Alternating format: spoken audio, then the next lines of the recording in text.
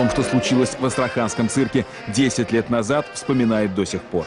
В выходной день шло обычное представление. Дрессированные медведи были гвоздем программы.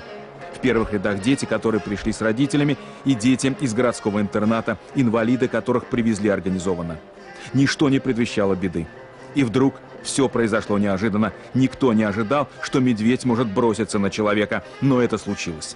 На ведущей было буа, завернуто и свисало до самого низа. Как только включили фонограмму, открывается занавес, появляется два здоровенных медведя. Сквозняком срабатывает буа, и медведь лапой сбивает инспектора манежа на пол, садится на нее, и происходит трагедия. Непредсказуемая трагедия, страшная трагедия. Идут секунды, считанные секунды. Здесь находились дети с костылями. Эти костыли ассистенты хватают, бьют по медведю. Медведь понять ничего не может, что происходит. Второй медведь стоит вот здесь. Паника в зрительном зале. Зрители стали покидать зрительный зал. Часть зрителей подкрывают, смотрят, тишина полная, фонограмма выключена. Кто-то в один проход, второй. Появляется человек, стреляет, делает два выстрела. Этим человеком был генерал Мурат Зязиков, который в то время работал в Астрахани. Впрочем, о том, что произошло на арене потом, речь впереди. Заметим лишь, что будущий глава республики был единственным из всех, кто взял на себя главную роль в финале разыгравшейся драмы. И эта роль потребовала от него профессионализма, когда мужества. Когда в цирке сложилась тяжелая ситуация, многие другие мужчины, они растерялись, даже в форме, даже с табельным оружием.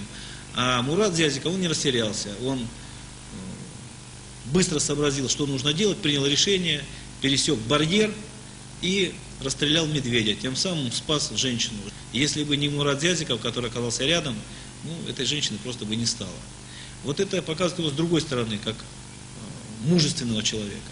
С одной стороны, он такой добрый, хлебосольный, с другой стороны, очень мужественный, который быстро может принять решение. Так получалось с самого детства. Он оказывался рядом с теми, кому была нужна его помощь. Тогда произошло. Был выходной день, и сыновья меня просто попросили, мы с семьей, там, с супругой, мы пошли в цирк. И как раз вот представление было с медведями, и, значит, вышло два медведя, и когда выходил второй, значит, он обратил внимание на дрессировщицу, она, оказывается, как потом выяснилось, стояла как бы вот у выхода, и на ней было вот какое-то особое там одеяние, перья, в общем, разукрашена она была, какая-то такая экзотическая, наверное, форма. Открывается занавес, и появляются животные. Два здоровых животных. Проход узенький. На ней буа.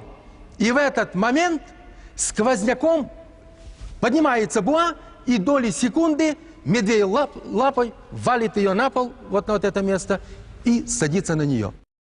А рядом как раз вот сидели дети с Астраханского детского дома. И, конечно, была ситуация экстремальная. И ничего не могут сделать ни дрессировщики, ни ассистенты, ничего. Считанные секунды. И в этот момент появляется из зрительного зала с первого сектора человек. Очень быстро, молниеносно. Вот увидев эту ситуацию, перескочил через этот барьер.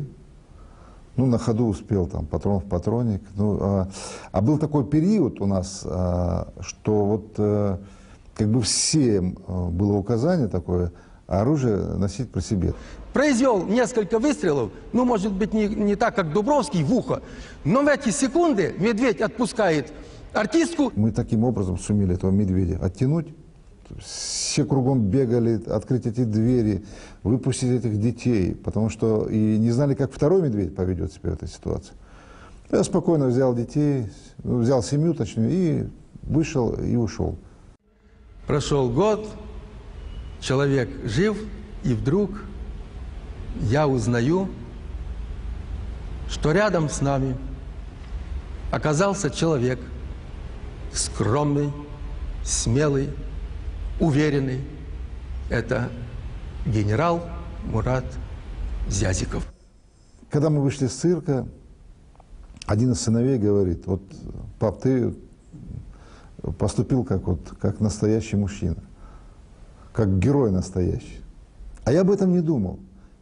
Я вспомнил, что это штабельное оружие. что за него, наверное, надо будет отвечать. Я потом подумал, как же я буду за патроны отвечать потом? Ну, в смысле, отчитываться за патроны. У этой истории счастливый конец. И женщина, и дети были спасены. Говорят, что медведь снова появился в жизни президента Ингушетии не случайно. Только теперь в виде символа Единой России. Партии, которую Зязиков возглавил в своей республике и которая показала в Ингушетии один из самых высоких результатов на прошедших выборах. Но это уже другая история.